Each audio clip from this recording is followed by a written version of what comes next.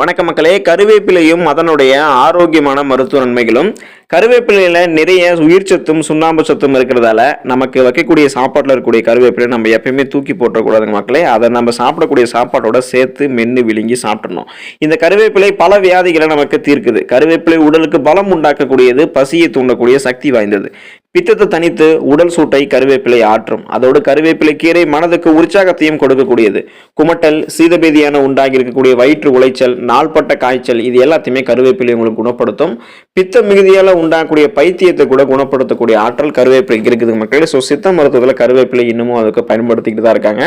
வாங்க, கருவேப்பிலை என்னென்ன விதமான ஊட்டச்சத்துக்கள் இருந்திருக்கு, என்னென்ன விதமான நோய்களை கருவேப்பிலை நம்மளை குணப்படுத்துது அப்படின்றத பத்தி விரிவாக தெரிஞ்சுக்குவோம். அதை பத்தி பார்க்கறதுக்கு முன்னாடி இந்த வீடியோக்கு ஒரு லைக் கொடுத்துட்டு இந்த தகவல் உங்களுக்கு தெரிஞ்சவங்களுக்கும் ஷேர் பண்ணிடுங்க. இது அவங்களுக்கும் பயனுள்ளதாக இருக்கக்கூடிய ஒரு ஆரோக்கியமான பதிவு தான். இது போன்ற அப்டேட்ஸ்களுக்கு நீங்க இன்னும் நம்மளுடைய ஹெல்த் நியூஸ் தமிழ் சேனலை சப்ஸ்கிரைப் பண்ணாம வச்சிருக்கீங்க அப்படின்னாலும் உடனே சப்ஸ்கிரைப் பண்ணி வச்சுக்கோங்க. பக்கத்தில் இருக்கக்கூடிய பெல் பட்டனை கிளிக் பண்ணி ஆல் அப்படின்ற ஆப்ஷன் மறக்காம செட் பண்ணி வச்சுக்கிட்டீங்க அப்படின்னா நான் போடக்கூடிய எல்லா அப்டேட்ஸும் உங்களுக்கு நோட்டிஃபிகேஷன் அடிக்கடி வந்து சேரும். சரி வாங்க மக்களே, இப்போ வீடியோக்குள்ள போயிடலாம். தொப்பை குறையிறதுக்கு நீங்க கருவேப்பிலை எடுத்துக்கலாம். ஆண்களாக இருந்தாலும் சரி, பெண்களாக இருந்தாலும் சரி, பொதுவாக இருக்கக்கூடிய ஒரு பிரச்சனை தொப்பை எல்லாருக்குமே வந்து பார்த்தீங்கன்னா விடும். தொப்பையை வைத்துக்கொண்டு நம்மளால வெளியே நடமாடவே முடியாது, நம்ம தயங்குவோம். இனிமே உங்களுக்கு அந்த கவலையே வேணாம். தினமும் நீங்க காலை வெறும் வயிற்றுல 15 கருவேப்பிலை இலையை நீங்க அப்படியே வெறும் வயிற்றுல சாப்பிட்டு வந்தீங்க அப்படின்னா உங்க உடல் இருக்கக்கூடிய அந்த தேவையற்ற கொழுப்புகள், தொப்பையில் இருக்கக்கூடிய தேவையற்ற கொழுப்புகள்லாம் வெளியேறி தொப்பையை குறைக்கிறதுக்கு இது உங்களுக்கு உதவிகரமாக இருக்கும். ஸோ தொப்பை உங்களுக்கு இப்ப இருந்தே வரக்கூடாது, டயட்டை நீங்க ஃபாலோ பண்ணணும் அப்படின்னா கூட கண்டிப்பா நீங்க தினமும் காலையில வெறும் வயிற்றுல 15 கருவேப்பிலை சாப்பிடுங்க. உங்களுக்கு தொப்பை வராது. அதே போல தொப்பை இருக்கிறதுனாலும் நீங்க அந்த கெட்ட கொழுப்புகளை குறைச்சி தொப்பையை கம்மி பண்ணிக்கலாம். அதுக்கு நீங்க கருவேப்பிலை எடுத்துக்கோங்க. ரத்த சோகை, அனிமியான்னு சொல்லக்கூடிய அந்த ரத்த சோகைக்கு ஒரு நிரந்தர தீர்வாக கருவேப்பிலை இருக்கு. அதுக்கு நீங்க கருவேப்பிலை இப்ப இருந்து சின்ன வயசுல தொடர்ந்து நீங்க எடுத்துக்கணும். கருவேப்பிலையை நீங்க எடுத்துக்கொள்ளும் போது உங்களுக்கு அந்த அனிமியா பிரச்சனை குறைய ஆரம்பிக்கும். ரத்த சோகை உள்ளவர்கள் தினமும் காலையில வெறும் வயிற்றுல இந்த கருவேப்பிலையை 2 பேரிச்சம்பழத்தோட நீங்க சேர்த்து சாப்பிட்டு வந்தீங்க அப்படின்னா உங்களுடைய பிளட்ல இரும்பு சத்து கிடைக்க ஆரம்பிச்சு ரெட் பிளட் செல்ஸோட எண்ணிக்கை இன்க்ரீஸ் ஆகும். அதாவது ரத்த சிவப்பு எண்ணிக்கை அதிகரிக்கப்படும். இதனால ஹீமோகுளோபின் சொல்லக்கூடிய புரதம் உங்களுக்கு கிடைக்கப்பெறும். இதனால உங்களுக்கு அனிமியா சொல்லக்கூடிய ரத்த சோகை பிரச்சனையை குறைக்கப்படும். வராமலும் தடுத்துக்கிறதுக்கு நீங்க கண்டிப்பா கருவேப்பிலை எடுத்துக்கோங்க. சர்க்கரை நோய்க்கு ஒரு மருந்தாக செயல்படுகிறது கருவேப்பிலை மக்களை. சர்க்கரை நோய் இருக்கிறவங்க தினமும் காலை வெறும் வயிற்றுல கருவேப்பிலை சாப்பிட்டு வந்தாங்க அப்படின்னா அவங்களுடைய ரத்தத்தில் இருக்கக்கூடிய சர்க்கரையினுடைய அளவு சீராக அவங்க வச்சுக்கிறதுக்கு அது உதவிகரமாக இருக்கும். அதாவது பிளட்ல சுகருடைய அளவை நீங்க எப்பவுமே கண்ட்ரோலாக வச்சுக்கிறதுக்கு முடிஞ்சா நீங்க தொடர்ந்து கருவேப்பிலை எடுத்துக்கொள்ளும் போது பிளட்ல உங்களுடைய சுகர் அளவு குறைக்கப்பட்டு கொஞ்சம் கொஞ்சமாக சர்க்கரை நோய் உங்களுக்கு குணப்படுத்த கூடப்படும். ஸோ அதனால நீங்க சர்க்கரை, அதாவது நீங்க சுகர் பேஷண்டா இருக்கீங்கன்னா தொடர்ந்து நீங்க கருவேப்பிலையை தினமும் காலை வெறும் வயிற்றுல நீங்க எடுத்துக்கோங்க. அப்படி எடுத்துக்கும் போது பிளட்ல சுகரோட அளவு உங்களுக்கு கண்ட்ரோலாக இருக்கும். இதயத்தை பாதுகாக்கிறதுக்கு நீங்க கருவேப்பிலை எடுத்துக்கலாம். இது ரொம்ப ரொம்ப குறிப்பாக நீங்க தெரிஞ்சுக்கணும். கருவேப்பிலை என்ன பண்ணும் அப்படின்னா நம்மளுடைய உடல் இருக்கக்கூடிய கெட்ட கொழுப்புகளை கரைச்சி நல்ல கொழுப்புகளை அதிகரிக்கும். ஸோ நல்ல கொழுப்புகள் நமக்கு அதிகரிக்கப்பட்டாதான் நம்மளுடைய இதயம் ஆரோக்கியமாக இருக்கும். எந்த விதமான பிரச்சனையும் நம்மளுடைய இதயத்துக்கு இருக்காது. மாரடைப்பு, இதயம் சம்பந்தமான இந்த மாரடைப்பு போன்ற பிரச்சனைகள்லாம் வராமல் தடுக்க குணப்படுத்திக்க நீங்க கருவேப்பிலை எடுத்துக்கோங்க. இது என்ன பண்ணும் அப்படின்னா கெட்ட கொழுப்புகளை குறைச்சிட்டு நல்ல கொழுப்புகளை மட்டும் அதிகம் பண்ணி இதயம் சார்ந்த பல விதமான பிரச்சனைகளை நம்ம குணப்படுத்தும், வராமலும் தடுக்கப்படும். ஸோ அதுக்கு நீங்க கருவேப்பிலை எடுத்துக்கோங்க. செரிமான பிரச்சனைக்கு ஒரு தீர்வாக கருவேப்பிலை இருக்குதுங்க மக்களே. ஸோ செரிமான பிரச்சனை இருக்கிறவங்க தினமும் காலை வெறும் வயிற்றுல கருவேப்பிலையை மென்று சாப்பிட்டு வந்தாலே போதும், செரிமான பிரச்சனை அவங்களுக்கு சரியாயிடும். செரிமான பிரச்சனை என்ன சுருக்கமாக சொல்லணும்னா அந்த வயிற்று பொறுமல், வயிற்று வெளி, அதுக்கப்புறம் சாப்பிட்ட சாப்பாடு செரிக்காம இருக்கிறது, மலச்சிக்கல் போன்ற பிரச்சனைகள், இது எல்லாத்தையுமே நீங்க குணப்படுத்தி வராமல் தடுக்க ஒட்டுமொத்தமாக செரிமான பிரச்சனையை நீங்க நிவர்த்தி பண்ணிக்க கருவேப்பிலை எடுத்துக்கோங்க. சளி தொல்லைக்கு நிரந்தர தீர்வாக கருவேப்பிலை உங்களுக்கு செயல்படும். சளி தொல்லை பிடித்து இருக்கிறவங்க கருவேப்பிலையை காய வச்சு பொடி செஞ்சு தினமும் காலை மற்றும் மாலை அப்படின்னு சொல்லக்கூடிய 2 வேளை 1 ஸ்பூன் கருவேப்பிலை பொடியோட நீங்க 1 ஸ்பூன் தேன் கலந்து நீங்க சாப்பிட்டு வந்தீங்கன்னா சளி தொல்லையிலிருந்து உங்களுக்கு நிரந்தர தீர்வு கிடைக்கும். ஸோ உடனடியாக நிரந்தர தீர்வு உங்களுக்கு கருவேப்பிலை உங்களுக்கு இந்த சளியை வந்து போக்குறதுக்கு உதவிகரமாக இருக்கு.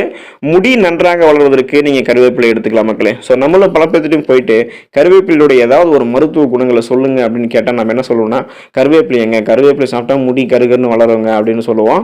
ஸோ அதுவும் உண்மைதான் மக்களே. முடி உதிர்வு பிரச்சனை இருக்கிறவங்க தினமும் 15 கருவேப்பிலையை காலையில் வெறும் வயிற்றுல சாப்பிட்டு வந்தீங்க அப்படின்னா முடி உதிர்வு பிரச்சனை உங்களுக்கு சரியாகும். அடர்த்தியாக முடி கருகருன்னு வளர்வதை நீங்களே உணர முடியும். ஸோ அதுக்கு நீங்க தினமும் வந்து 15 கருவேப்பிலையை காலையில் வெறும் வயிற்றுல சாப்பிடணும். அப்படியே நரைத்த முடி உங்களுக்கு கருமையாகவும் மாறும். ஸோ நரைத்த முடியை கருமையாக மாற்றுறதுன்றது கொஞ்சம் கஷ்டம் தான். அதுக்கு நீங்க நீங்கள் இப்போ இருந்தே வந்து பார்த்தீங்கன்னா கருவேப்பிலையை அதிக அளவில் உங்களுடைய உணவில் நீங்கள் சேர்த்துக்கணும். காலையில் வெறும் வயிற்றில் கண்டிப்பாக வந்து ஒரு 15 கருவேப்பிலையை சாப்பிடுங்க. உங்களுடைய முடி கருகருன்னு வளர ஆரம்பிக்கும். முடி சார்ந்த பலவிதமான பிரச்சனைகள் குணப்படுத்தப்படுவதற்கும் வராமல் தடுக்கிறதுக்கும் கருவேப்பிலை எடுத்துக்கோங்க. கல்லீரலை பாதுகாக்க நீங்கள் கருவேப்பிலையை எடுத்துக்கலாம். கருவேப்பிலையை நீங்கள் தினமும் காலையில் வெறும் வயிற்றில் சாப்பிட்டு வந்தீங்க அப்படின்னா கல்லீரலில் தங்கி இருக்கக்கூடிய தீங்கு விளைவிக்கக்கூடிய நச்சு கிருமிகள் எல்லாமே உங்களுக்கு வெளியேறி கல்லீரலை பாதுகாக்கிறதுக்கு கருவேப்பிலை ரொம்ப உதவிகரமாக இருக்கும். நம்மளுடைய உடல்ல நச்சு கிருமிகள் தேங்கி இருக்கு அப்படின்னாலே அது பாதிப்பு தான். ஸோ அதை வெளியேற்றணும் அப்படின்னா நீங்கள் கண்டிப்பாக கருவேப்பிலை எடுத்துக்கோங்க. மேலும் கருவேப்பிலை இருக்கக்கூடிய விட்டமின் ஏ மற்றும் விட்டமின் சி உங்களுக்கு வந்து பார்த்தீங்கன்னா கிடைக்கும் போது கல்லீரலை பாதுகாக்கிறதுக்கு இது உதவிகரமாக இருக்கும். ஸோ அந்த வகையில் நீங்கள் கல்லீரல் ஆரோக்கியமாக வச்சுக்க கருவேப்பிலை எடுத்துக்கலாம். கருவேப்பிலையை நீங்கள் ஜூஸ் மாதிரி செஞ்சு, அதாவது கருவேப்பிலை சாறு நீங்கள் எடுத்துக்கொள்ளும் போது இது உங்களுடைய ரத்தத்தில் இருக்கக்கூடிய ஒயிட் பிளட் செல்ஸ், ரத்த வெள்ளை அணுக்களை உங்களுக்கு பலப்படுத்துது. பத்திய உணவு முறை சாப்பிடுவாங்க கருவேப்பிலை துவையில நீங்கள் சேர்த்துக்கொள்வது ரொம்பவே நல்லது. கண் ஒளி குன்றாமல், நரை தேவையில்லாமல் எப்போதும் நீங்கள் இளமை பொடிவோட வாழ்வதற்கு கருவேப்பிலை அருமருந்தாக உங்களுக்கு விளங்குது. அரோசிகம் அப்படின்றது ஒரு நோய்ங்க மக்களே. அரோசிகம் என்னன்னு தெரியுங்களா? நீங்கள் எது சாப்பிட்டாலுமே அது மண்ணு போல ருசி அறிய முடியாமல் இருக்கும். அதாவது நம்மளுடைய நாக்கில் ருசி அறியக்கூடிய உணர்ச்சி இலைகள் மரத்து போகிறது தான் இதுக்கு காரணமே. இதை நீங்கள் குணப்படுத்திக்கணும் அப்படின்னா கருவேப்பிலை துவையில நல்லா நீங்கள் செஞ்சு சாப்பிடுங்க. சுத்தமாக ஆய்ந்து எடுத்த கருவேப்பிலையை அம்மியில் நீங்கள் மைய அரைச்சிக்கணும். அதை ஒரு பாத்திரத்தில் போட்டு வச்சுக்கோங்க. அதில் ஒரு எலுமிச்சம்பழத்துடைய ஜூஸையும் விட்டு கலக்கி தினசரி காலையிலும் மாலையிலும் நீங்கள் சாதத்தில் சாப்பிட்றீங்க, அல்லது நீங்கள் இப்போ மற்றவங்களுக்கு சாப்பிட கொடுக்குறீங்க, அவங்களும் அடிக்கடி சாப்பிட்டு வராங்க அப்படின்னா அடிக்கடி நீங்கள் இந்த மாதிரி துவையில், இந்த கருவேப்பிலை துவையில செஞ்சு சாப்பிட்டு ருசித்து சாப்பிட்டு வந்தீங்க அப்படின்னா எந்த விதமான உங்களுக்கு நோயும் வராது. கூடவே அந்த அருசிகம் அப்படின்ற நோய் வந்து பார்த்தீங்கன்னா உங்களுக்கு போயிடும். நாவல ருசி அறியக்கூடிய தன்மை வரும். ஸோ அதுக்கு இன்னொரு மெத்தடில் நீங்கள் என்ன பண்ணலாம் அப்படின்னா தேவையான அளவு கருவேப்பிலை எடுத்து அதை சுத்தம் பார்த்து அம்மியில் வச்சு தேவையான அளவு இஞ்சி, சீரகம், புளி, பச்சை மிளகாய், உப்பு இது எல்லாத்தையுமே சேர்த்து மைய அரைச்சி நீங்கள் சாப்பிட்டீங்க அப்படின்னா உங்களுடைய நாவல ருசி அறியக்கூடிய தன்மை உங்களுக்கு ஏற்படும். கருவேப்பிலை நீங்கள் நல்லா அரைச்சி அது கூட முட்டையினுடைய வெள்ளை கருவை சேர்த்து தலைக்கு தேய்த்து குளிச்சு வந்தீங்க அப்படின்னா முடி உங்களுக்கு நன்றாக வளரும். அதே போல் நீங்கள் இந்த கருவேப்பிலை துவையில அடிக்கடி ருசித்து சாப்பிட்டு வரீங்க அப்படின்னா உங்களுடைய உடலுக்கு எந்த விதமான ஒரு நோயுமே வராது. உங்களுடைய இம்யூன் பவர், நோய் எதிர்ப்பு சக்தி அதிகரிக்க ஆரம்பிக்கும். புத்தி சுவாதீனம் இல்லாமல் இருப்பவர்களுடைய புத்தியை ஒரு நிலையில் நிறுத்தி அவங்களுடைய உடலுக்கு தெளிவை உண்டாக்க, அவங்களுடைய அறிவில் தெளிவை உண்டாக்க கருவேப்பிலை வந்து பார்த்தீங்கன்னா நீங்கள் தொடர்ந்து எடுத்துக்கோங்க. ஸோ பார்த்தீங்களா மக்களே, கருவேப்பிலையில் எந்த அளவுக்கு ஆரோக்கிய நன்மைகள், அதிசய தன்மைகள் இருந்திருக்கு அப்படின்றத இந்த வீடியோ பார்த்ததுக்கப்புறம் நீங்கள் தெரிஞ்சிருப்பீங்க. கருவேப்பிலையை நான் இது வரைக்கும் இந்த மாதிரி சாப்பிட்டதே கிடையாது அப்படின்னு சொல்கிறவங்க கண்டிப்பாக கருவேப்பிலையை கொஞ்சம் கொஞ்சமாக சேர்த்து உங்களுடைய உடலில், அதாவது கருவேப்பிலை உங்களுக்கு கிடைக்கக்கூடிய அளவுக்கு, கருவேப்பிலை சத்துக்களை நீங்கள் பெறக்கூடிய அளவுக்கு கருவேப்பிலையை சாப்பிட ஆரம்பிச்சிருங்க. கருவேப்பிலையை நான் தொடர்ந்து சாப்பிட்டுட்டு இருக்குங்க அப்படின்னு சொல்கிறவங்கலாம் கண்டிப்பாக இன்னும் அதிகமாக நீங்கள் கருவேப்பிலை சேர்த்துக்கோங்க. முடிஞ்சால் நீங்கள் கருவேப்பிலை துவையலாக, கருவேப்பிலை நீங்கள் ஜூஸாக அது கூட நீங்கள் செஞ்சு கொடுங்க. காலையில் வெறும் வயிற்றில் கருவேப்பிலை சாப்பிடக்கூடிய பழக்கத்தை வச்சுக்கோங்க. இது உங்களுக்கு இன்னும் ஆரோக்கிய நன்மைகளை அதிகமாகவே தரும். ஸோ கருவேப்பிலை இனிமேல் உங்களுடைய உணவுகளில் ஒதுக்காமல் கருவேப்பிலை நீங்கள் உங்களுடைய உணவுகளோடு நீங்கள் சேர்த்து சாப்பிட்டு அதில் இருக்கக்கூடிய ஆரோக்கிய நன்மைகளை பெற்று நீங்களும் ஆரோக்கியமாக இருங்க. உங்களுடைய நீங்கள் நலமோடு வாழுங்க. நன்றி மக்களே.